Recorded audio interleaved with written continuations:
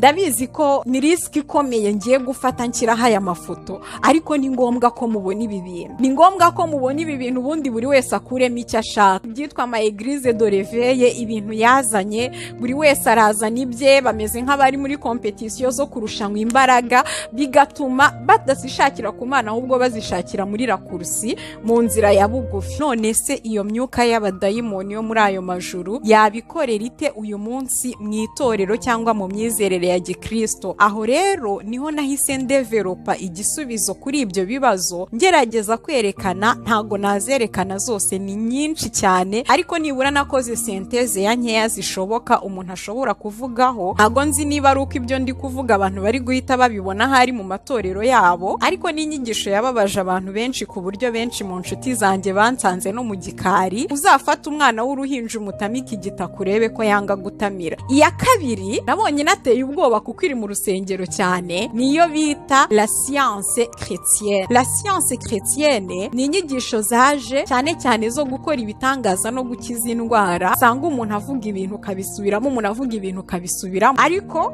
mu by'ukuri nsoma ukuntu ibyo bintu bikora aba arimo gukonekta ku mwuka uri muri we. Reka rero tubanze turebe iyi nyigisho. Iyo bigeze mu Bukristo bayita dominionisme cyangwa se gutwara, byagera muri satanisme abasataniste bayita paradis. Ni inyigisho rero ihera kuri principe imwe ya Kabale yitwa Tohuti Kuni. Tohuti Kuni nayo ni principe igendera ku mahame abiri. Irya mbere ni rivuga ngo aho ni muri satanisme, noneho bikinjira muri dominionisme bije mu itorero. Iyi nyigisho narakurikiranye cyane kugira ngo ndebe ahantu yaturutse, narumiwe cyane, ariko iki gihe noneho byari officiel no muri politike bigeramo, abantu bose bamenya ko mu itorero iryo yerekwa rero ngo ryabahishuriraga imisozi 7 abera bagomba gufata ngo kugira ngo Yesu abone kugaruka. Izi nyigisho zivuguruza cyane ibyanditswe kuko zanatumye benshi bongera kwivanga n'isi. Bene data, isi ntizigera ihinduka paradizo. Niho hantu abakristo batangiye kujya muri politike. Muzabonera ishyaka ry'abarepublicain ngo ni ishyaka ry'abakristo, barwana ishyaka rya politike, baba bamamaje bagenda n'imbunda. Umusozi wa mbere rero ni politike,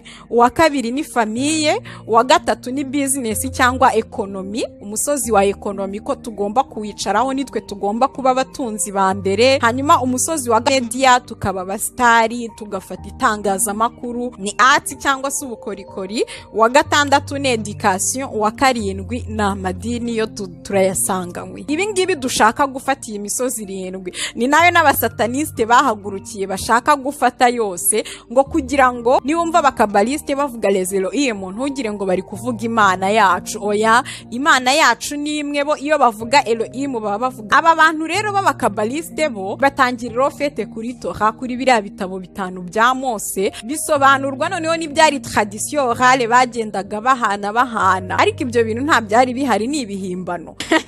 Ndumva ubwo mwene data ukunda kurikoresha muramuzi ngo idigiri mini digiri. Uzatinya umuntu hora asubiramo ijambo rimwe buri gihe. Biriya bintu ni imitongero, nta mwuka w'Imana birimo. Abakabaliste bakunda gukorera cyane mu mabendera y'imiryango 12 y'abana ba Isirayeli. Natangajwe n'ukuntu iriya miryango 12 y'abana ba Isirayeli ngo n'abafuramaso barayikoresha. Muhaguruke mwegere uwo mushumba mumubaze muti birakora iki hariya? Kiriya gitereko kitabaza gisobanuye iki? Ariya mabendera asobanuye iki? Iriya nkoni iri hariya isobanuye iki? Bagenda bakavomaho bakaza ayo mazi bakayacuruza, ariko ariya mazi aba yakoreweho ibintu by'imitongero. Niyo mpamvu bayazana bakayita amazi ari mirakire. Muzababona basenga bambaye bya bishura by'abarabi. By'ukuri n'ahantu wumva bitangarije kuri biriya bishura haba hakagozi karekare cyane kabohanyije, kaba ari akagozi k'umweru n'ubururu, ariko ako kagozi gasobanura bamwita c'est la reine de mer, ni umwamikazi wo ku mazi, ni Imana y'amazi. Niyo mpamvu usanga bagira amaseremoni menshi cyane mu mazi. Abakabaliste nibo binjije ibintu byo kujya gusengera mu mazi mu bantu, nta byabagaho. Iyo utinzeho gatoya uragaruka umubiri wawe ukawubura. Hari abantu ngo bagiye bajya muri voyage yagaruka agasanga umubiri we bawujyanye kuwushyingura, ubwo nabo ngo babaye habaye imyuka izerera iri aho ngaho kubera ko yapfuye atanahari. Naratunguwe cyane ngiye kubona mbona abapasiteri nka 6 bose bambaye imikandara isa. Iyo mikandara bahuriye ku kintu cy'uko bose berekwa, bahuriye ku kintu cy'uko bakora ibintu bitangaje, harimo abaguruka, harimo abagira bate.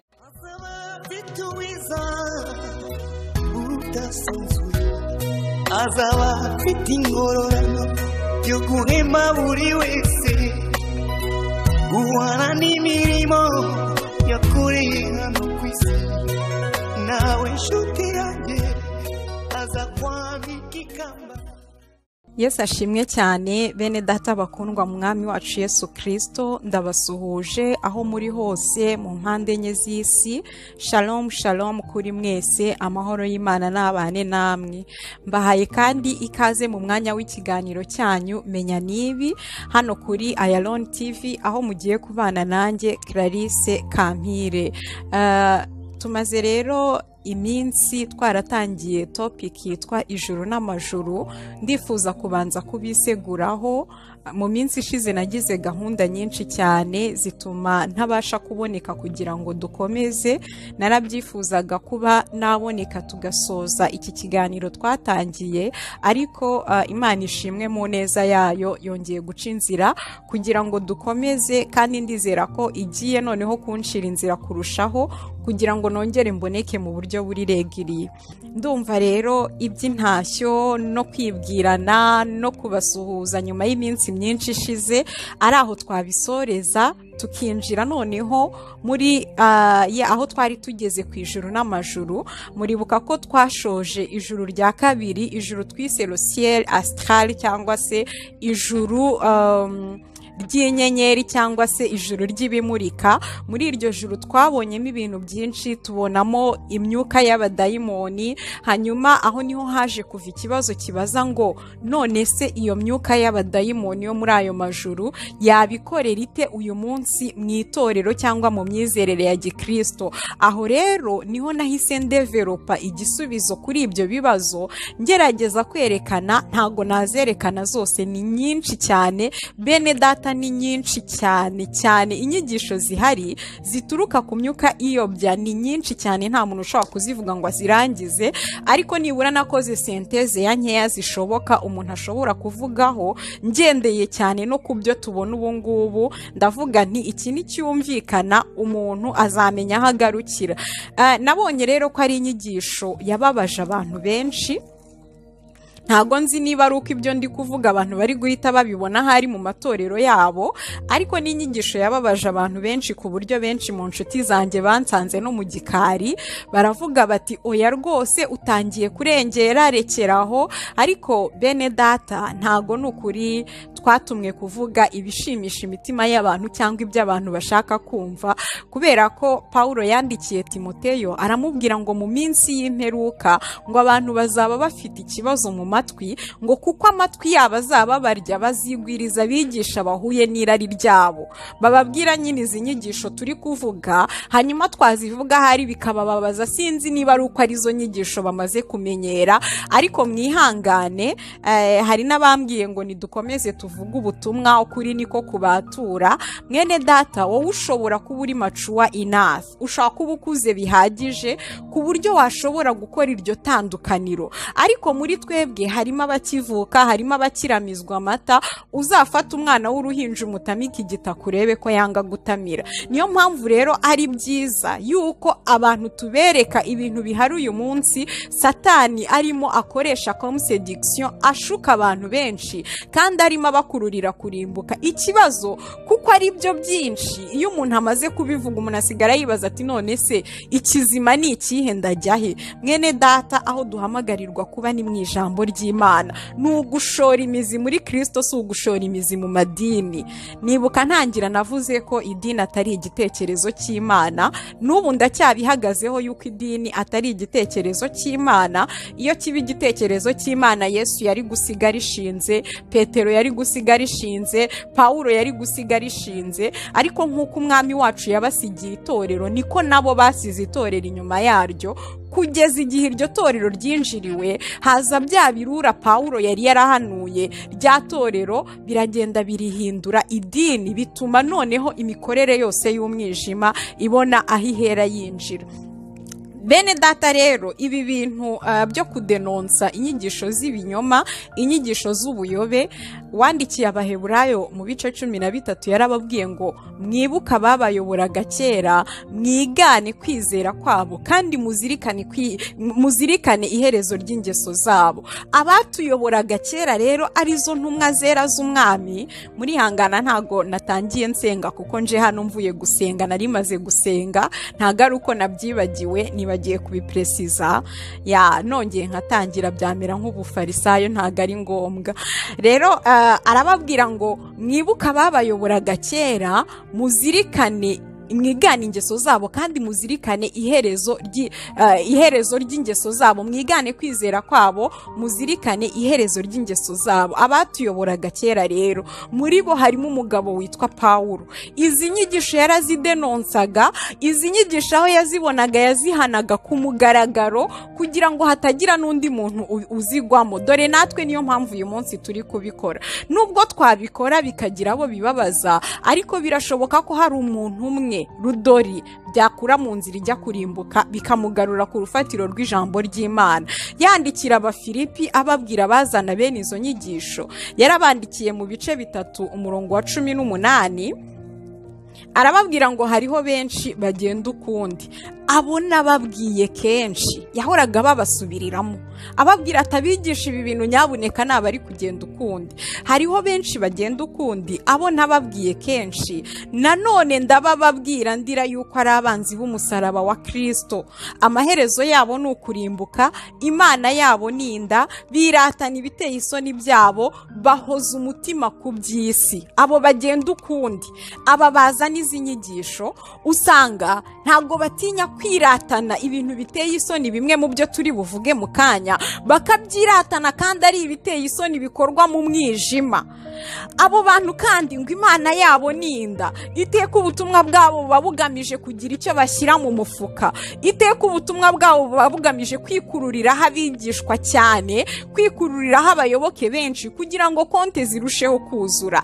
Aravuga ngo rero bahoza umutima ku by'isi. Aba bantu kubera guhoza umutima ku by'isi, bituma n'inyigisho zabo zituma ababayoboka bigishwa guhoza umutima ku by'isi. Iyo usomye hasi Pawulo arababwira ngo ariko twebwe iwacu ni mu ijuru. Niyo mpamvu imitima yacu itaziritse ku mitungo, niyo mpamvu tutiteguye gukora ibyaha kugira ngo tubone ikintu runaka. Oya, abo bahoza umutima ku by'isi nibo bafite inyigisho zimeze gutyo. Yandikira Abefeso mu bice 5 umurongo wa 11, niho ngiye gusoreza nsubiza aba bantu barakajwe nuko ngo turimo tudenonsa izi nyigisho. Mwene data, niba byarakurakaje wihangane, ariko turi gukora iki jambo ry'Imana ridusaba gukora. Wandikiye Pawulo yandikira Abefeso mu bice 5 umurongo wa 11, yarababwiye ngo ntimukifatanye n'imirimo y'ab'umwijima itagira umumaro, ngo ahubwo muyihane. Hano abantu benshi iyo bahasoma baravuga ngo muyihane, ariko mu gifaransa baravuga ngo ahubwo. Muri version zimwe bakoresha ijambo expose-le, muye-expose, ahandi bakavuga ngo condamne-le, muyikondane. Ariko twebwe iyo tubivuze bavuga ko turi gucira abantu urubanza, nyamara guca imanza si ibyacu, ariko guhana imirimo y'umwijima yinjira rwihereranwa hagati mu itorero. Ibyo ngibyo ni inshingano Imana yasigiye abigishwa, ni inshingano abatubanjirije badusigiye kugira ngo tugume ku rufatiro rw'ijambo ry'Imana. Twakomeje rero, ndumva tumaze kureba inyigisho zigera muri enye.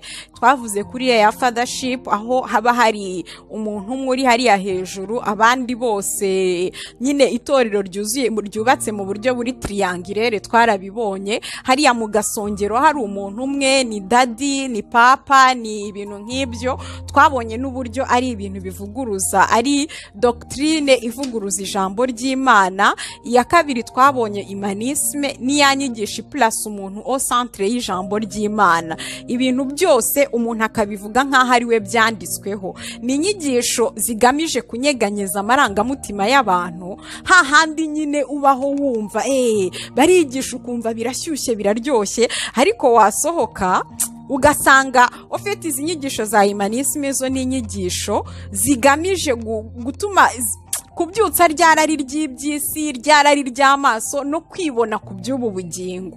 Twayivuzeho cyane. Hanyuma tureba inyigisho ya gatatu yitwa legalisme, nayo twayivuzeho cyane, inyigisho ishaka kuyoboza abantu amategeko, donc isezerano rya kera, kandi Imana yarasezeranije isezerano rishya muri Yeremiya 31 ritagiraho rihuriye n'isezerano basogokuruza bahawe ubwo bavaga mu butayu. Nabyo twabivuzeho. Tugera ku nyigisho ya kane, ubuntu busaze, inyigisho irimbuje benshi cyane muri iyi minsi, ituma bafata agakiza nk'agapira baterera abana, ituma bafata agakiza nko kuba waba mu buntu bw'Imana ariko ugakomeza ukivuruguta mu byaha. Pawulo yandikiye Tito mu bice byaho 2:11 aramubwira ngo kuko ubuntu bw'Imana buzanira abantu bose agakiza bwarabonetse, ngo butwigisha kureka kutubaha Imana kose n'irari ry'iby'isi. Haleluya! Ubwo buntu bw'Imana rero wahawe budafite icyo bukwigisha n'ubw'indi Mana, n'ubwa Yesu wundi, ntago ari ubwa Yesu wamennye amaraso kugira ngo duhabwe ubuntu. Uyu munsi rero ndagira ngo Imana idufashe tuze kurangiza ibisigaye. Ndagira ngo turebe ubu noneho tugiye kwinjira mu nyigisho zikomoka kuri kabale, zikomoka muri kabalisme, kuko ni izisigaye zose c'est d'origine kabalistique, ariko usanga abakabaliste bamwe bafata akantu kamwe abandi bagafata kandi ni ibintu bigiye bitandukanye. Reka rero tubanze turebe iyi nyigisho.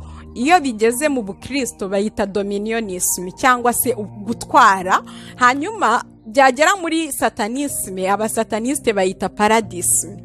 Iyi paradisme ni inyigisho mu nsengero ihera ku isengesho ry'umwami wacu, isengesho Kristo yatwigishije, aho yavuze ngo ubwami bwawe buze, ngo ni inyigisho igamije kuzana ubwami bw'Imana ku isi. Iyi nyigisho rero ituma aho kugira ngo twumve ko tugomba kuzana abantu kuri Kristo ngo babone uko binjira mu bwami bw'Imana, ahubwo ngo twebwe tugomba gufata isi kugira ngo tubone uko Yesu ayizamo. Yesu yaraje, yamaze gucungurira abantu bose Imana, icyo akeneye nuko abantu bose bamwakira. Yaravuze ngo uzanyizera uwo nguwo niwe imigezi y'amazi y'ubugingo izatemba iva mu nda ye. Iyi rero paradisme kimwe na dominionisme, navuze ko paradisme ni muri satanisme, ho ni inyigisho. Ushaka kwandika paradisme muri Google baraguha iby'abasataniste bizera, wandike dominionisme baraguha iby'abakristo bizera muri iyo dominionisme. Ni inyigisho rero ihera kuri principe imwe ya kabale yitwa tohuti kuni. Tohuti kuni nayo ni principe igendera ku mahame abiri. Irya mbere ni rivuga ngo olam ha tohu, tibisobanuye isi y'akaduruvayo, isi yakawo, isi nyine y'akavuyo y'akaduruvayo. Ariko noneho ya olamu hatohu ikabaha misiyo noneho ya kabiri, principe ya kabiri yitwa olamu hatikuni. Noneho bisobanuye ngo repair the world, noneho ngo murepare, musane isi yabaye kawo, ni ibyanyu kuyisana, ni ibyanyu kongera kuyigira nzima. Aho rero ni muri kabare, aho ni muri satanisme, noneho bikinjira muri dominionisme bije mu itorero. Iyi nyigisho narakurikiranye cyane kugira ngo ndebe ahantu yaturutse, narumiwe cyane, nahise mvuga nti dukwiye kuba maso tukamenya bene data tugenda dute, mbese ibintu byose twigishwa twirinde kureba utwigisha, ahubwo tubigerere ku ijambo ry'Imana. Iyi nyigisho yinjiye mu itorero mu buryo bwo kuzana ubwami bw'Imana ku isi hari mu mwaka w'1975. Birashoboka ko na mbere yaho hari ibyabayeho bisa nabyo, ariko iki gihe noneho byari ofisiyeri, no muri politike bigeramo, abantu bose bamenya ko mu itorero hajemo inyigisho yitwa dominionisme. Iyi nyigisho yazanywe n'abagabo babiri. Uwa mbere yitwa Bill Bright. Bill Bright yashinze icyitwa Campus Crusade. Campus Crusade ndumva abantu benshi bayizi. Uwa kabiri yitwa Loren Cunningham. Uyu muntu yashinze YWAM.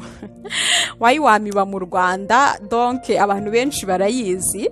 Ariko aba bantu basohoye ikintu bise ngo ni Miraculous Revelation, ihishurirwa ry'igitangaza. Ofete ngo bahuriye ahantu ngo baganiriye basanga baraye bagize iyerekwa rimwe. Iryo yerekwa rero ngo ryabahishuriraga imisozi 7 abera bagomba gufata ngo kugira ngo Yesu abone kugaruka, kuko iyo misozi nitutayifata ubwami bw'Imana ntibuzaza.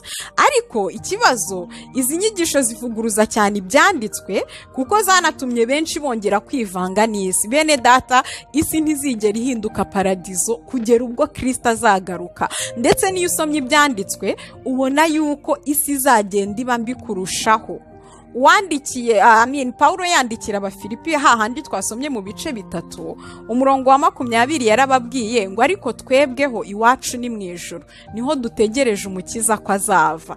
Bene data, ntago dutegereje ko isi izaba nziza. Iyo turimo twiga ubuhanuzi bwa Bibiliya, ahubwo tubona ko ibintu bigiye kugenda birushaho kuba bibi. Ubu ngubu urareba aho tugeze ukabona birenze ukwemera.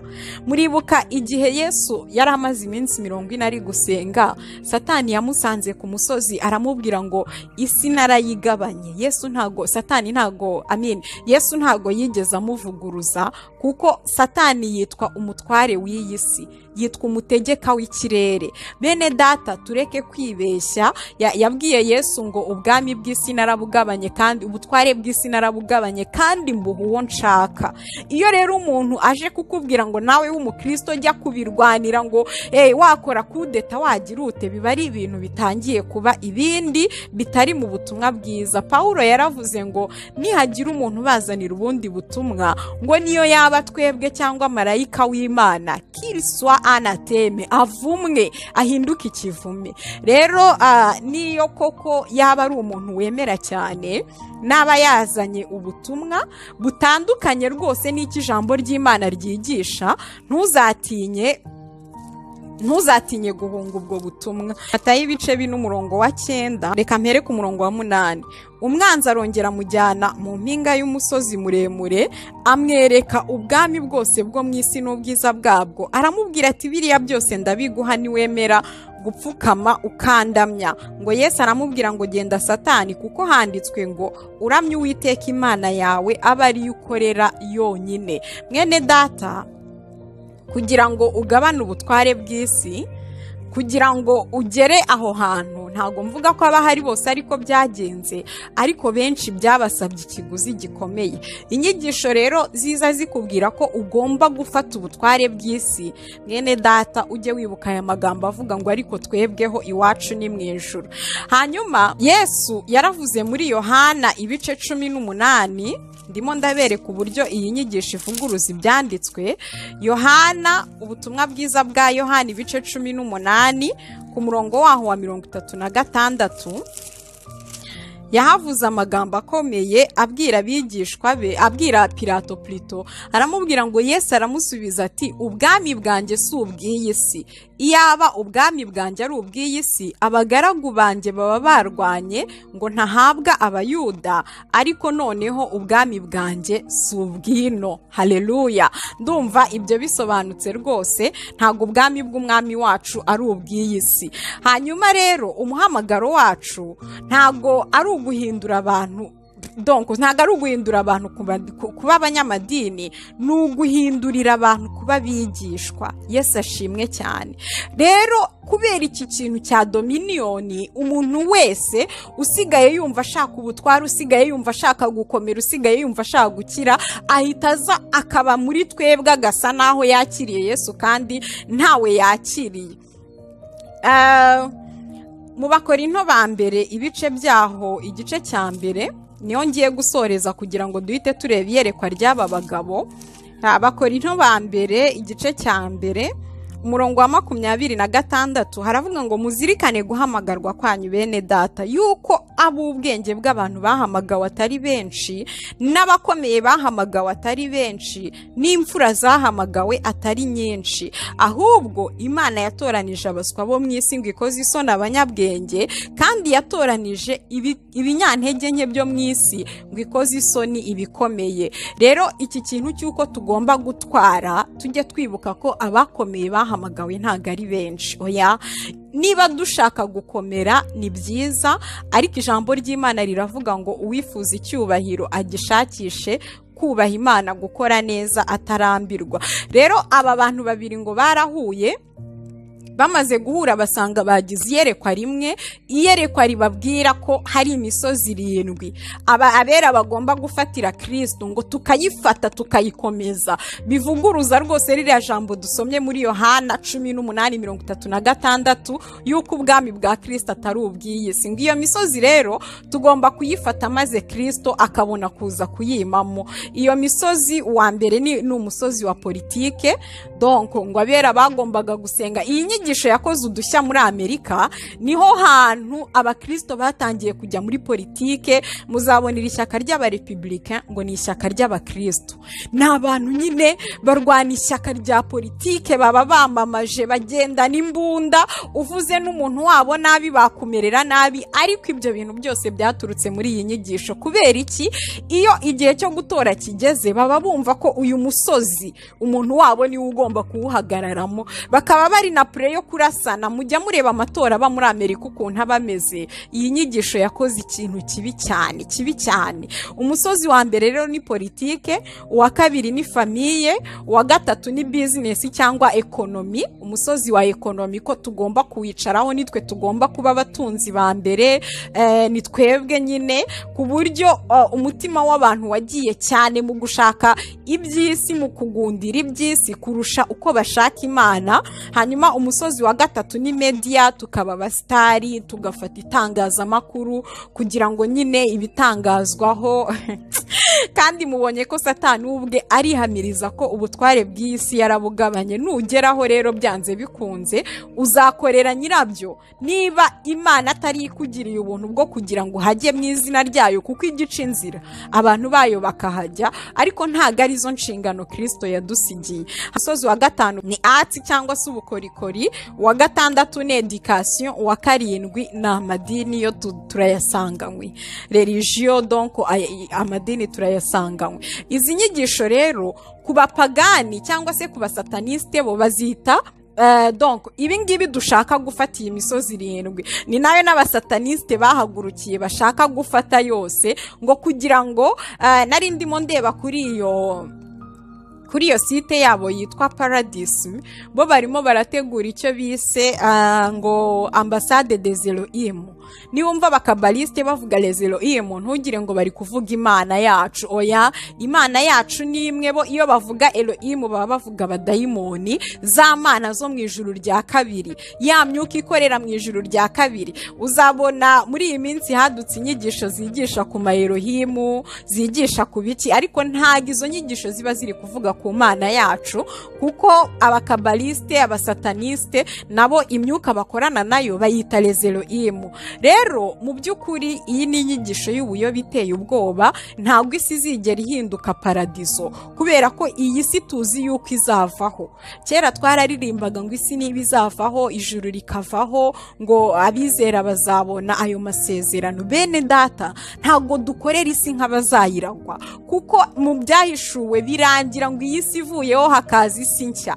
Birangira ibi byose Imana ibikubuye kuko byaranduye bihagije. Rero ndabingingira kugira ngo twige gutinda kuri message zitubwira ijuru. Mu isi duhari nk'abagenzi, mu isi duhari nk'abimukira, ziriya ntwari zo kwizera ngo nta nubwo byari bikwiriye ko zitura mu isi. Ngo iyo bakumbura iyo bavuyemo bari kubona uburyo bwo gusubirayo, ngo ariko noneho ngo baratumbera igihugu kirusha, ngo baratumbera gakondo iruta iyo bavuyemo kuba nziza. Rero inyigisho ziza mu buryo doctrinal, simvuga ko tutagomba gukora, tugomba gukora, tugomba kugira akazi twakabona koko no muri iyi misozi 7, ariko ntago iyi ngiyi ari doctrine yo kwigisha. Doctrine Imana izaguplasa ahantu ishaka kukorera umurimo wayo.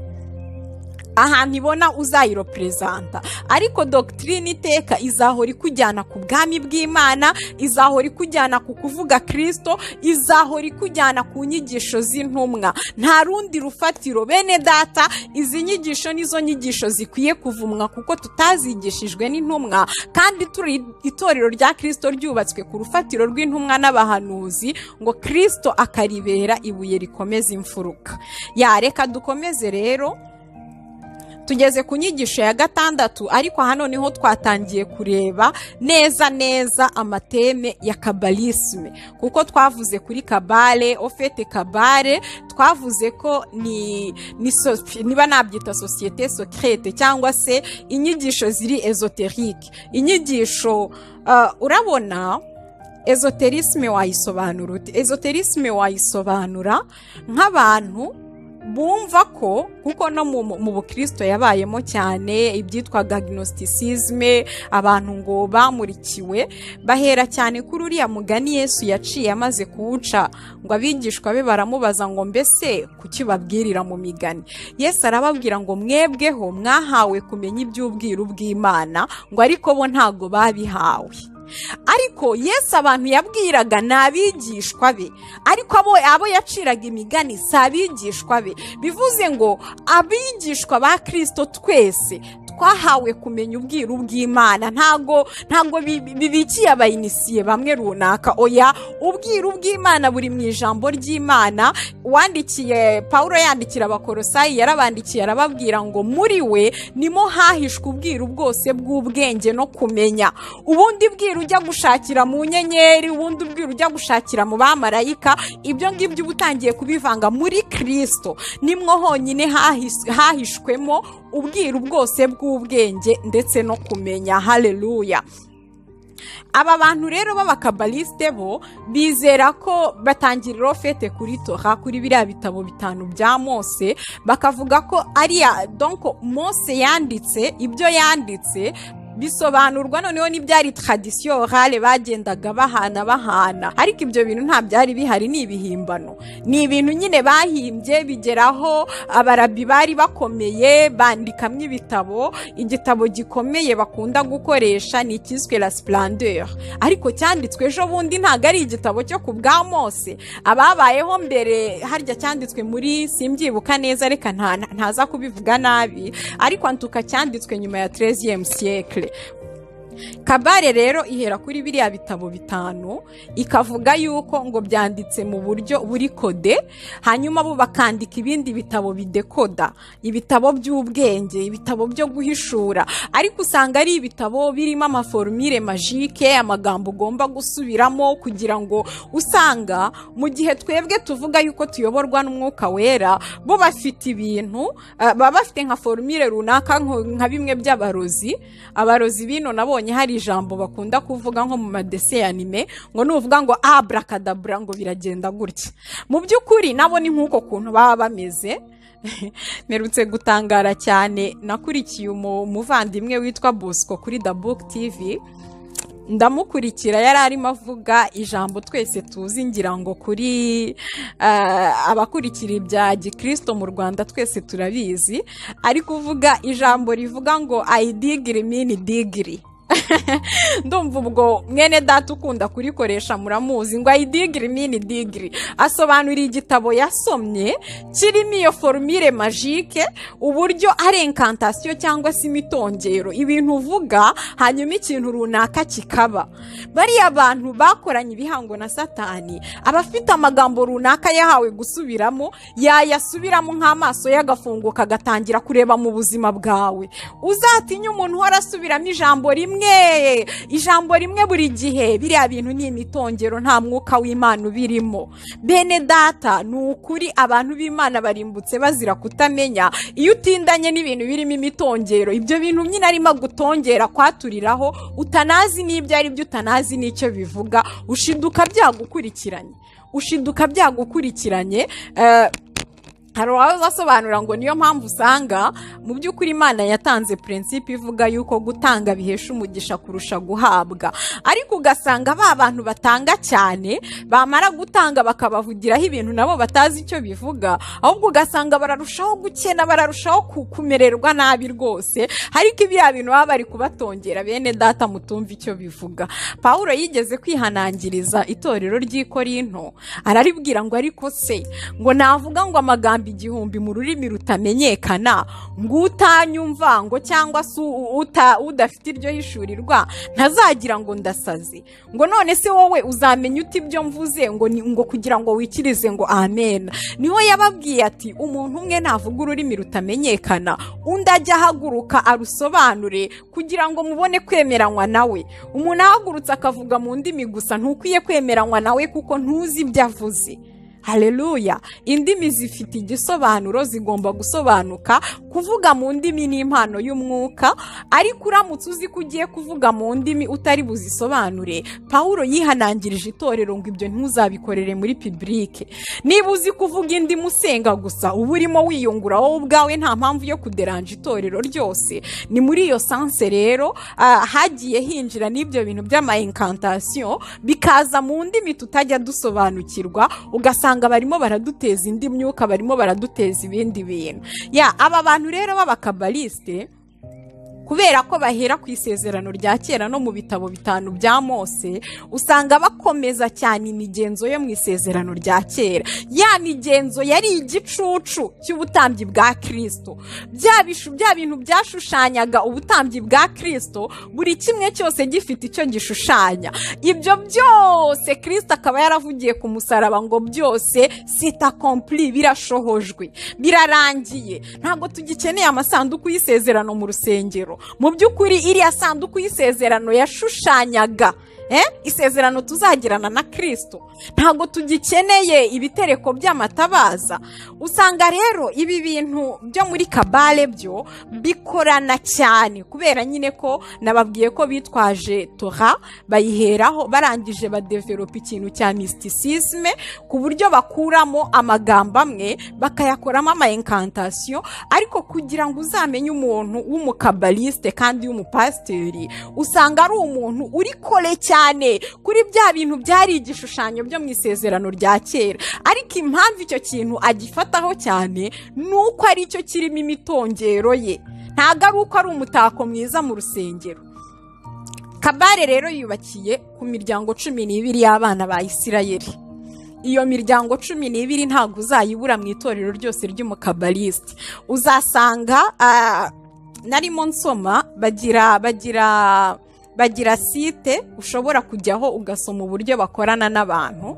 Donc abakabaliste bakunda gukorera cyane mu mabendera y'imiryango 12 y'abana ba Isirayeli. Natangajwe n'ukuntu iriya miryango 12 y'abana ba Isirayeli ngo n'abaframaso barayikoresha muri initiation framasonique. Bagira ngo muri buri initiation habamo etape 12, buri etape ikagira izina ry'umwana umwe wa Yakobo. Ni ukuvuga ngo winjirira muri Rubeni ukaza gusohokera muri Benjamin.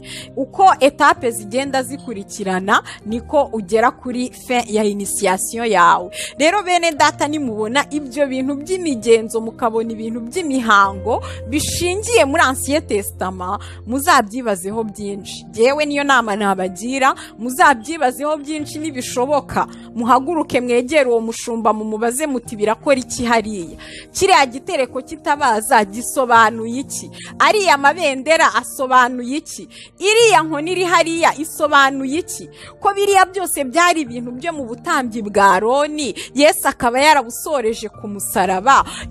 Wandikiye Abaheburayo yarababwiye ngo nuko rero ubwo ubutambyi bwahindutse, n'amategeko y'ubutambyi agomba guhinduka nayo. Ni iki gituma turuza ubutambyi bwa Aroni mu rusengero uyu munsi? n'ibindi, kandi noneho tukaba tumenye ko na kabare ari uko ikora. Ubwo rero ikintu muhanyemo igihango ni nkacyo. Urabona tugira mu Rwanda kera habaga, cyangwa muri Afurika muri rusange, ni ibintu nabonye i Bugande cyane, bagira ibintu bita ibiheko.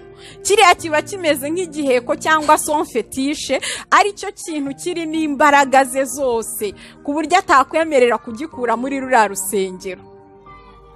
Aba bantu b'abakabaliste kandi uzasanga ni ba bantu bafite amavuta yavuye muri Isirayeli, bafite amazi yavuye muri Isirayeli, bajya, urabizi ko hariya muri Yorodani hasigaye habamo niba wabyita fontaine, bagenda bakavomaho bakaza ayo mazi bakayacuruza, ariko ariya mazi aba yakoreweho ibintu by'imitongero, niyo mpamvu bayazana bakayita amazi ari mirakire. Uzi ko ariya mazi ushobora kuyizera akanagukorera igitanga, ariko atari igitangaza kivuye ku Mana, ahubwo ari igitangaza gikozwe na esprit kabalistique. Kuko rega n'abadayimoni barakora, n'imyuka mibi irakora. Ubushize hari video naberetse, sinzi niba mwarabonye neza ku gace, wa muntu wari upfukamye batangiye kumusukaho amavuta, nibwo yafashwe n'ibintu bimeze nk'igicura, arizunguza yikubita hasi, ku buryo umuntu ashobora kugira ngo ni ukuzura umwuka wera, ariko agwa mu buryo buri aggressive, ukabona birarenze. Rero bene data, birasaba ko duhumuka. Hariho benshi bagenda ukundi, abo Pawulo ngo yabababwiye kenshi yuko ari abanzi b'umusaraba wa Kristo.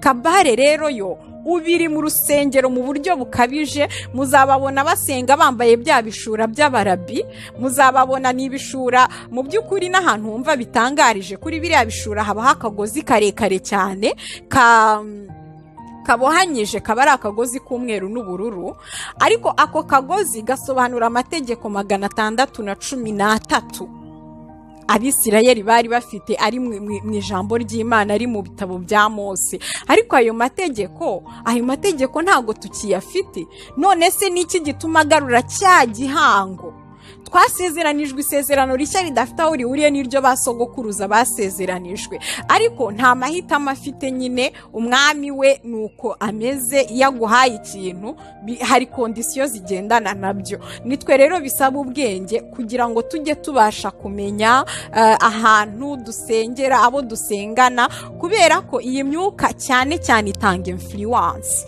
Ikintu cya mbere itanga ni influence, ku buryo umuntu wabigiyemo yubaka idini bugacya mu gitondo ryuzuye, kubera ko nyine ni ibintu bimeze nk'ibirozi bye bikurura abantu, ariko abantu b'Imana, Imana izagenda ibaha ubwenge.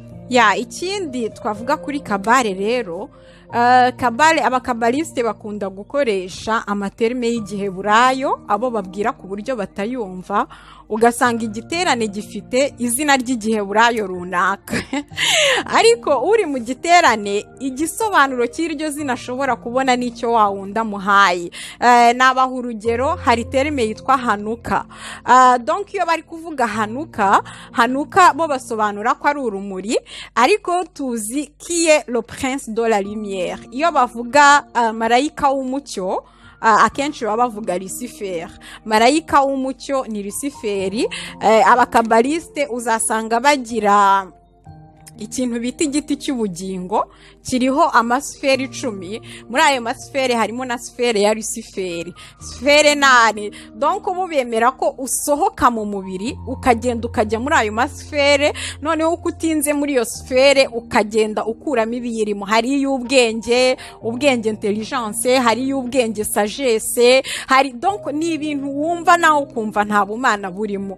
Uzasanga no mu mateme y'abakabaliste bigisha bene ibyo bintu mu rusengero, agafata nka teme yitwa igiti cy'ubugingo, mu gihe twe tuzi ko igiti cy'ubugingo ari umusaraba wa Kristo, ukumva warakwigisha ikindi giti kirimo sagesse, kirimo knowledge, kirimo ibintu nyine bitangaje. Kabare rero bagira imana y'ingore yitwa Shekina. Uwo nguwo Shekina numvise muri Afurika bamwita umwamikazi wo ku mazi magari. bamwita c'est la reine de mer, ni umwamikazi wo ku mazi, ni imana y'amazi. Niyo mpamvu usanga bagira amaseremoni menshi cyane mu mazi. Abakabaliste nibo binjije ibintu byo kujya gusengera mu mazi mu bantu, nta byabagaho, ntabyo twabonye intumwa zikora, ntabyo twabonye Yesu akora, ariko kubera nyine ko bagomba kujya kwenkanta cyangwa se kujya gutongerera no kugira imihango bakorera mu mazi, usanga nyine kugira ngo babona izo mbaraga zabo bagomba kuba ahantu hari amazi igihe cyose. Ariyo mpamvu ya mazi bacuruza mu rusengero bavuye kuyagura kuri Yorodani, bavuye kuyavoma kuri Yorodani. Bene data, Imana idufashe, kuko iki kintu cya kabare ngezaho kukivuga kuko mbona ko cyamaze gukabya mu itorero, cyamaze gukabya kigeza ahantu harenze ukwemera, ku buryo nyine abantu babyakiriye nk'ibisanzwe. Abagikizwa bo batigeze babona itorero mbere y'ibi bintu biriho ubu ngubu, nta nubwo bashobora gukora difference, kuko hari igihe itorero ryabayeho tutazi ibi bintu. Ariko ibyitwa ama Eglise de Réveil, ibintu yazanye, buri wese arazana ibye, bameze nk'abari muri competition zo kurushanwa imbaraga, bigatuma badasishakira ku Mana ahubwo bazishakira muri rakursi, mu nzira ya bugufi. Kabare rero yizera abamarayika bakuru, yizera abamarayika benshi, ariko yizera abamarayika bakuru 72. Abo bamarayika uzasanga kenshi bakunda kwigisha abantu ngo kwactiva le ministère des anges. Babigisha abantu ko ushobora gukoresha abamarayika wowe. Bahera kuri rya jambo riri mu Baheburayo, reka ndisome. Abaheburayo igice cya mbere umurongo wa 14 haravuga ngo, mbese abamarayika bose si imyuka iyikorera itumwa gukora umurimo wo gufasha abazaragwa agakiza? Ariko mwumvise ko aba bamarayika ni imyuka ikorera Imana, ntago ari imyuka idukorera twebwe. Ikorera Imana, Imana ikaba ari ituma kugira icyo badukorera. Ntago twebwe dushobora kubwira marayika ngo gira gutya, ntago tubategeka. Tandis que la kabale yo yigisha abantu ko ushobora gutuma marayika no kukuvomera yewe. Yigisha abantu ko ushobora kwactiva ministère des anges, aho uri hose ukajya ubona abamarayika, icyo utagezeho ugahamagara marayika runaka mu izina. Aba 72 bo banabavuga mu mazina.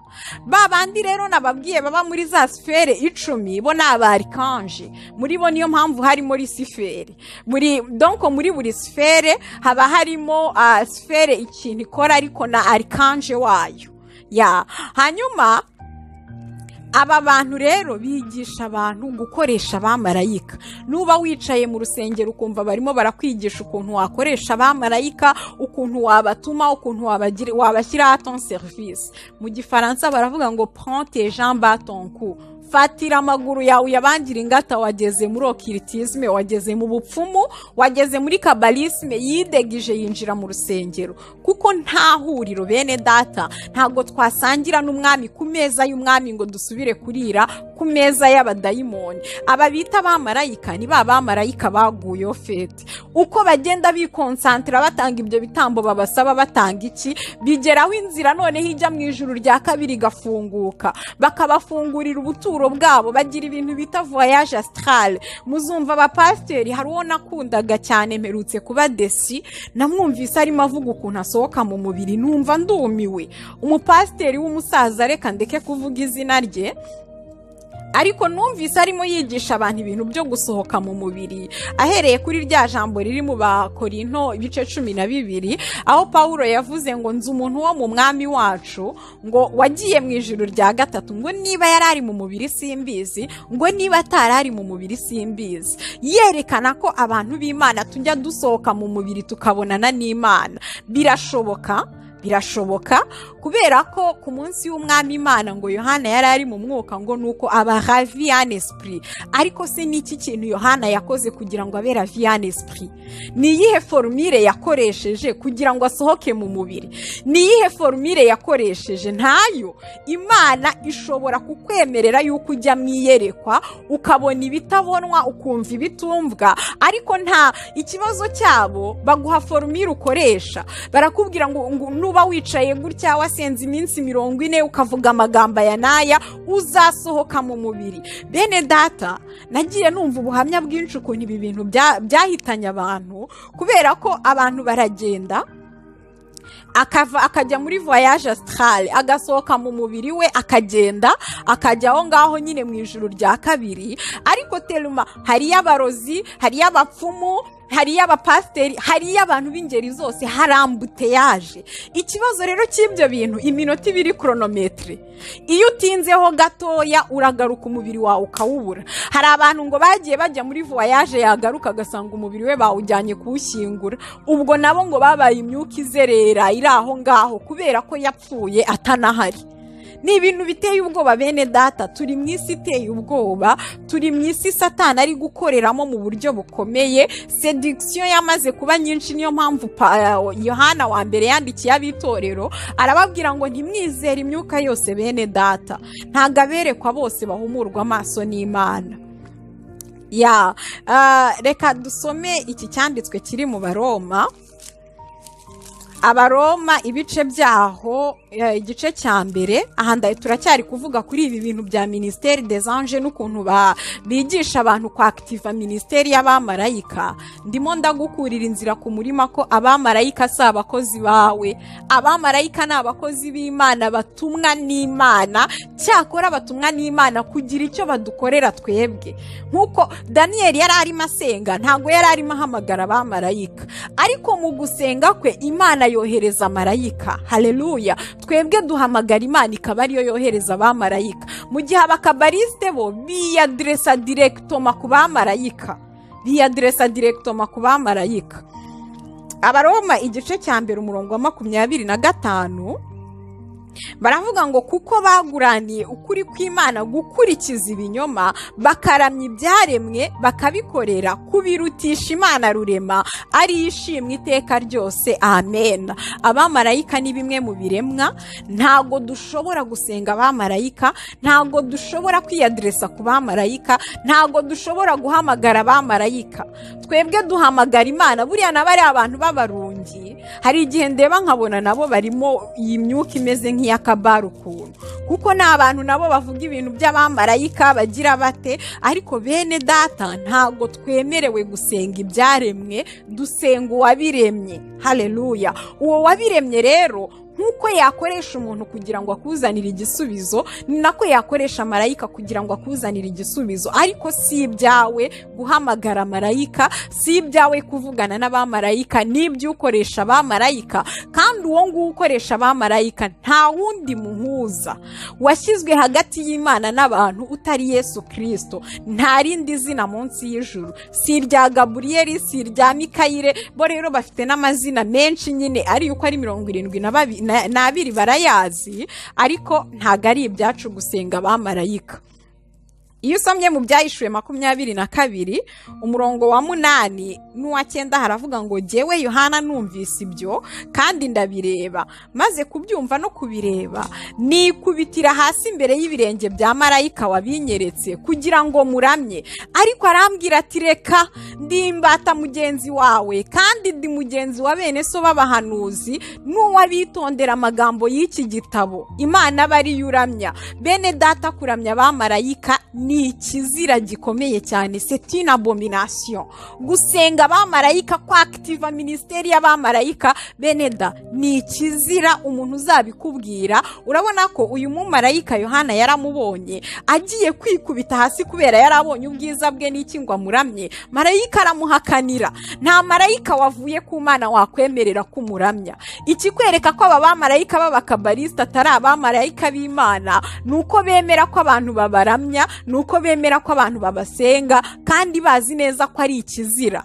Ariko kuko babihinduye abamarayika b'umucyo, hari n'abantu babijyamo mu by'ukuri batazi ko bari muri occultisme. Ariko umuntu wese wasomye ibyanditswe byera, wize ijambo ry'Imana, azi ko adashobora kuramya abamarayika. inyigisho z'abakabaliste rero zo ni nyinshi cyane cyane, ntago dushobora kuzirangiza, ni nyinshi pe, ariko bisaba ko umuntu yiga ijambo ry'Imana kugira ngo tubashe kuvangura inyigisho ziva ku Mana n'iziherekejwe n'imyuka iyobya. Ikibazo cy'izi nyigisho, iyo zije zibona abayoboke benshi kubera ko zihaza kwifuza kw'abantu, zizanye ibisubizo by'ako kanya, ariko nyamara ari iziri kubarimbuza. Zimwe mu zo nababwiye rero bigisha cyane niyo Ministère des Anges, cyangwa se umurimo w'abamarayika, gukoresha abamarayika, uburyo wakwakitiva abamarayika. Babwira abantu ko buri wese afite marayika murinzi we, bakakwigisha uburyo ushobora kwenkanta cyangwa se gutongera kugera, babyita gusenga, kugera umenye marayika wawe ukamubona, ku buryo ugenda iteka uzi ngo marayika wanjye yitwa gutya. Ibyo bintu ni ibintu tutabonanye intumwa, ni ibintu tutabonanye Kristo Yesu, rero ni ibintu byaturutse ku myuka iyobya.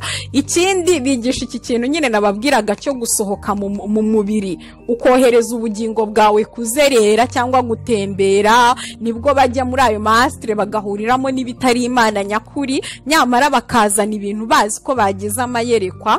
Ababirimo babizi, babaye inisiye baba babizi, ariko hari ibintu nabonye basigaye babyigisha mu rusengero, ku buryo umwana mu mwuka ashobora gukora izo formule koko akabigwamo atazi ibyo ari byo.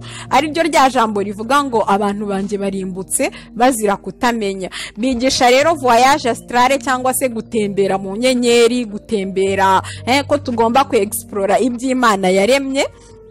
Hanyuma bakigisha ibintu byitwa les mystères.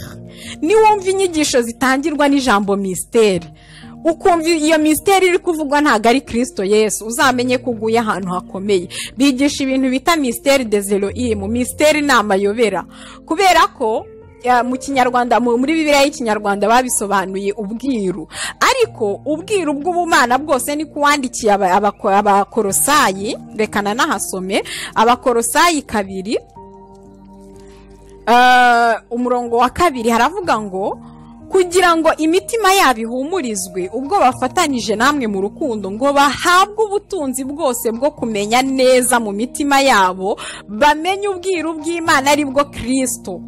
Muri we nimo ubutunzi bwose bw'ubwenge no kumenya bwahishwe. Iri ni rya jambo nababwiraga kare. Mu by'ukuri nta bundi bwiru buhari butari Kristo, nta bundi bwiru bw'Imana buhari butari Kristo. Kandi noneho ubutunzi bwose bw'ubwenge no kumenya mu bijyanye n'Imana, muri we nimo bwahishwe. Ntabwo bwahishwe mu maastre ngo urarinda gukora voyage astrale, ntabwo bwahishwe mu kirere, ntibwahishwe mu mazi ngo urajya gusengera mu mazi. Oya, ubwo butunzi bwose ubukeneye abushakisha gushaka Kristo, abushakisha gusabana na Kristo, kuko muri we nimo ubwo butunzi bwahishwe. Bo rero bigisha ubundi bwiru, uzasanga ari abantu mu nsengero zabo bafite abo bita abadisciple babo direct, bakuye mu bandi bantu, ariko abo bantu ahubwo ni abantu barimo binisiya, ni abantu bari kwinisiya, ntago ari abantu bari kwigisha ubwiru bw'ubumana, kuko ubwiru bw'ubumana bwo ni Kristo. Nta bundi bwiru, nta bundi bwenge, nta yandi mabanga twahishwe tutazahishirirwa muri Kristo. Kandi uyu mwanditsi Paulo we yaravuze ngo nukugira ngo bamenye neza, ngo kugira ngo imitima yabo ihumurizwe ubwo bafatanije hamwe mu rukundo, ngo bahabwe ubutunzi bwose bwo kumenya neza mu mitima. Ntabwo Kristo ari ubwiru bwahishwe, ahubwo duhumurizwa no guhabwa ubutunzi bwose bwo kubimenya. Nta handi rero ni muri Kristo Yesu. Ntabwo tujya kubishakira mu yandi ma initiation. Ibyo bintu ni ibintu by'abadayimoni, ni ibintu biri kurimbuza abantu benshi. Bigisha rero ibintu by'amamystère. Ayo mamystère navuze ko ari ubwiru bw'inyenyeri, ubw'inyenyeri. Kandi muribuka ya nyenyeri zagwa ngo uraguye wa nyenyeri we, muzasomeye Yesaya 14. Inyenyeri kuri izindi nyenyeri yitwa Luciferi. Ariko iyo bakujyanye mu bwiru bw'inyenyeri ugatangira kujya kumenya amazina y'inyenyeri n'imikorere yazo, baba bari kubikujyanamo mu buryo buri subtile. Ukagenda bakakwigisha ngo ubwiru bwa Elohimu ni mu bwinshi byinshi ubwo ngo ubwiru bw'amayerohimu. Hari umuvandimwe wanyoherereje ifoto aho bari kubaka ngo ambasade des Elohim, ariko izo Elohim ni bya bivejuru nyine ngo bishaka kuza kubana natwe, bari kubyubakira ambasade. Ngo bigisha ngo ubwiru bw'urumuri, marayika w'umucyo turamuzi ni Rusuferi, bigisha ibintu byinshi biteye ubwoba, ariko abana b'ubugingo ibi bintu ntago bazabigwamo. Ikintu cya nyuma nshaka gusorezaho, ndaza no kubishyira mu mafoto kugira ngo muyabone. Aba bantu babaha, sinzi niba mwarabaye abaskuti cyangwa muzi ibintu by'abaskuti, babaha ibintu bita des animaux toteme. Amanimari ari toteme yabo. Toteme ni cya gikoko uba warafashe umwuka wacyo. Rero abafite umwuka wo guhishurirwa, abahawe umwuka w'amayerekwa n'ibitangaza no gusoma mu bantu, bose bahuriye kuri toteme yitwa egre, yitwa ikizu. Ndashimira cyane mwene data mu kanya yanyoherereje, wagira ngo yarazi ko ngiye no gukora iki kiganiro, yanyoherereje site y'ibintu bijyanye n'icyo kizu, kuko nari naramwoherereje abantu bambaye imikandara yose iriho ikizu. Arangije agira umuhate nawe anshakira iby'icyo kizu. Imana imuha umugisha cyane. Icyo kizu rero mu by'ukuri, ikizu kuba atakizi ni aigle, igo. Ikizu muri spiritisme bacyita umwami w'amajuru, roi des cieux, the king of heavens. Bivuga ko ariyo mana isumba izindi mana muri iyo spiritisme yayo. Niyo mpamvu mu Baroma cyarepresentaga imana yabo nkuru yitwa Jupiteri. Muribuka twavuze uburyo buri mana yagendaga ifite ijuru ryayo, ariyo mpamvu aya majuru bagiye bahuza amazina yayo n'ibigirwamana basengaga. Nuko kiriya kigirwamana basengaga aricyo cyabatwaraga muri voyage astrale, kikabereka ijuru gituyemo, imyuka y'icyo kigirwamana. Hanyuma mu Baroma basengaga imana nkuru yo mu Baroma yitwaga Jupiter. Rero Abaroma basemburizaga Jupiter n'ikizu, ikizu cyangwa aigle. Mu Bagiriki imana yabo nkuru yitwaga Zeus. Zeus nayo yari semborize n'ikizu. Donc imana yabaga ari imana nkuru muri iyo mico ikomeye, ni ikigirwamana cyabo gikuru basengaga cyarutaga izindi mana, nicyo cyabaga kiri represente n'ikizu. Tuzi ko imana ikomeye muri spiritisme, imana y'isi itegeka b'isi, nta yindi ni Satani. Nujya kubona ukabona umuntu iteka mbere yo guhanura arabanza agahamagara ikizu, agahamagara amaso y'ikizu, agafata ngo hoteli ku mababa y'ikizu. Biriya bintu ni incantation, ni imitongero aba arimo ahamagara za mbaraga zimuha kureba. Ikizu kandi kizwiho kureba hatabonana nijoro udacanye amatara, cyo kirabona. Niyo mpamvu iyo amaze gukora izo incantation agahamagara iyo myuka, amera nk'ukwinjiyemo, akareba ibintu byose wakoze no mu myaka ingahe ishize, akakubwira ibyo waraye uriye, akakubwira ibyo wambaye, atarimo abyerekwa n'Imana, arimo abyerekwa n'iyo myuka yo muri icyo kizu kimukoresha. Bene data, dutinye cyane, twirinde ibintu tugenderamo. Nubona, naratunguwe cyane ngiye kubona mbona abapasteri, antuka nabonye amafoto y'abapasteri nka 6 bose bambaye imikandara isa. Iyo mikandara hano bafungira hariho ikizu. Abapasteri 6 bahuriye ku kintu cy'uko bose berekwa, bahuriye ku kintu cy'uko bakora ibintu bitangaje. Harimo abaguruka, harimo abagira bate, baba pasteri nyine bahitinga cyane. Bene data, ntimukabatinye, uri muri twe aruturi mu bisi. Nimukifatanye n'iyo mirimo, ahubwo muyihane. Nimuyibona muburira abana batoya mu mwuka, mubabwire bakizwe n'amaguru. Barimo barabamvuta, barabateza imyuka y'ubuyobe, barabateza imyuka y'ubugome. Bene data, ndabizi ko ni risk ikomeye ngiye gufata nshyiraho aya mafoto, ariko ni ngombwa ko mubona ibi bintu. Ni ngombwa ko mubona ibi bintu, ubundi buri wese akuremo icyo ashaka. Ushobora gukuramo ko ari uko abo bapasteri bose bakunda ibintu bisa, nta kibazo. Ariko nawe nugira ikindi ukuramo utwara icyo ngicyo. Icyo nagusobanurira cyo, umuntu wese uhamagara toteme y'ikizu aba arimo ahamagara Satani mu izina. Satani yigaragaza muri iyo shusho y'ikizu, kubera ko ikizu nyine nicyo kirepresenta imana nkuru z'imico ikomeye yagiye ibaho. ibigirwamana byose tuzi shebuja, tuzi umwuka ubiri inyuma ni uwa Rusiferi ubwe. Nujya kumva umuntu arahamagara undi mucyo, ugasanga mu rusengero ni ngombwa gucana amabuji mu gihe cy'ibirori runaka, ibintu ubona umucyo wundi utari Kristo, uzatinye. Bene data, Yesu yaratubwiye ngo dore mbatumye mumeze nk'intama hagati mu masega, ngo nuko mugira ubwenge nk'inshira. Kubera iki se tugomba kugira ubwenge nk'ubw'inshira?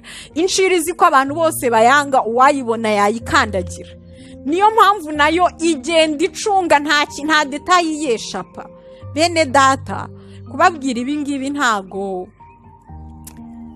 rwango rubirimo, ntacyo dupfa n'aba bantu b'Imana, kuko twizera neza yuko urufatiro ruhagaze ruracyari, urufatiro rukomeye rw'Imana ruracyahagaze, rwanditseho aya magambo ngo Uwiteka azabe. Niba bari mu b'Uwiteka azi, nta kabuza bazaragwa agakiza. Ariko byanze bikunze birasaba ko tudenonsa, twerekana imirimo y'umwijima yinjiye hagati muri twe. Ninginga abantu bari kwirukankira ibitangaza, bene data, uzabyirukankira uzabibona, ariko ibyo bitangaza bizakurimbuza. Nasomye ijambo riri hano mu Batesalonike ba kabiri, reka wenda aba ari ryo jambo nsorezaho. Ni ijambo ryanteye gutinya cyane, mbona ko abantu bazarimbuka batazi ibintu bazizi. Abatesalonike ba kabiri ibice byaho 2, reka mpere ku murongo wa 9, ngo kuza k'uwo mugome kuri mu buryo bwo gukora kwa Satani, gufite imbaraga zose n'ibimenyetso n'ibitangaza by'ibinyoma n'ubuhenzi bwose bwo gukiranirwa. Reka nsubiremo, kuza k'uwo munyabugome, uwo munyabugome uvugwa ni Satani, ariko mwibuke Yohana yavuze ko uwo munyabugome azaza ngo ariko umwuka wa Antikristo wamaze kugera mu isi, kuko azaza fizikuma, ariko umwuka umuteguriza urimo urakora ndetse cyane, kugira ngo urebe ko wayobya n'intore niba bishoboka. Hanyuma Pawulo warandika, ndahera ku murongo wa 9, aravuga ngo kuza k'uwo munyabugome kuri mu buryo bwo gukora kwa Satani, gufite imbaraga zose n'ibimenyetso n'ibitangaza by'ibinyoma. Ntago ari ukuza ngo kwa kundi Satani bamugize amahembe umukara, oya, azaza ari marayika w'umucyo, afite gukora rwose kw'ibitangaza n'ibimenyetso, ariko Bibiliya itubwiye ngo by'ibinyoma. Ngo n'ubuhenzi bwose bwo gukiranirwa kubarimbuka, aka kantu kiteho, ngo kuko batemeye ukuri, kuko batemeye gukunda ukuri ngo bakizwe. Abantu batemeye gukunda ukuri ngo bakizwe bazafatwa n'ubuhenzi bwose, n'ibi bitangaza by'ibinyoma, n'uku gukora gukomeye cyane bizabafata kandi bizabasanga aho bari. Ntabwo ibitangaza bizabera mu kabari, bizabera mu rusengero. Ngo n'ubuhenzi bwose bwo gukiranirwa kubarimbuka, kuko batemeye ukuri ngo bakizwe. Abataremeye ukuri ni abakumvise, abatarakumvise buriya ntibakwanze.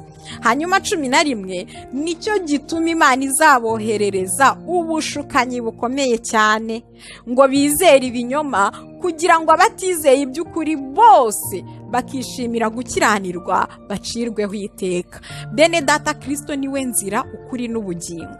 Ukundi kuri kundi bakuzanira kutari Kristo ni uguhimbano.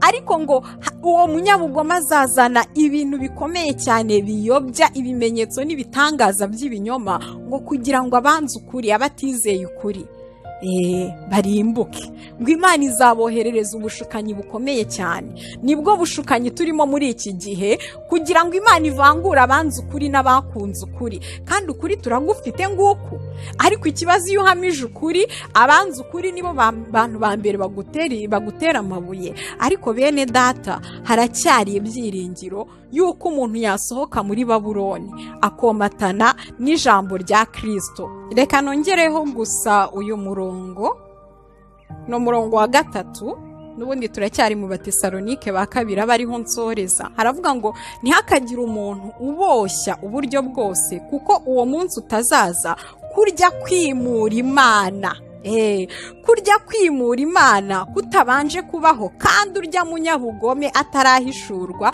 ari we mwana wo kurimbuka. Mu by'ukuri itorero umwami waryo ni Kristo, ariko ikintu cyo kwimura Imana gituma abantu basigaye biruka inyuma yabo bita les hommes de Dieu, kuko bimuye Imana bimika les hommes de Dieu, bimuye Imana bimika abahanuzi, bimuye Imana mu mitima yabo bimika abashumba. Bene data, Kristo yaduhamagariye kugira ngo tuzamuteranirizweho, ariko kumwimura bituma hagira undi muntu twimika mu mitima yacu, bityo aha tujyanye tukajyayo kandi ari kutujyana kurimbuka. Imana rero idufashe. Ndumva ari aha twasoreza iki kibazo kijyanye n'inyigisho z'ibinyoma zikomezwa n'imyuka iyobya, nk'uko twari twarazitangiye turi kuzinyuramo. Ni nyinshi cyane, izindi yenda ndazinyuramo nzibabwira kugira ngo ubishobora ajye kuzirebera. Zirakabije, ntabwo nazabona uko nzicamo zose, keretse hari abantu nibifuza ko nazo nzigarukaho, ariko biroroshye kujya kuri internet ukazireba. Iya mbere mushobora kureba yitwa magie christique.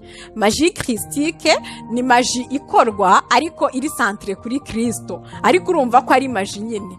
Mwareba ibyayo kuko yo igenda ikoresha amagambo runaka abantu basubiramo kugira ngo wa mwuka kwinjire mugira ikintu ukora. Ni ibintu biteye ubwoba, mushobora kubyiransenyaho. Magie christique, la science chrétienne, Imana igize neza, cyangwa mbonye hari ababyifuza nazabigarukaho ubutaha, ariko ubu ngubu umwanya uradushiranye. Reka mbifuriza umugisha w'Imana, mureke dukorera Imana nk'abajya mu ijuru. Mureke bene data, ntabwo n'ubundi Imana yatubwiye ko mu isi bazadukundira ibyo izadutuma kuvuga. Oya, yanatubwiye ko bazaduca mu masinagogi, uzatwica azumva akoreye Imana. Ariko nta kibazo cyampa hakagira umuntu ubona ibintu bimwe na bimwe mu byo tuvuze akamenya uko akwiye kubyitwaramo. Imana yo mu ijuru rero iduhana umugisha. Ndumva twasoreza ahangaha. Shalom shalom, naho ubutaha. Azatujyana muri amazu meza yaduteguye, nitugerayo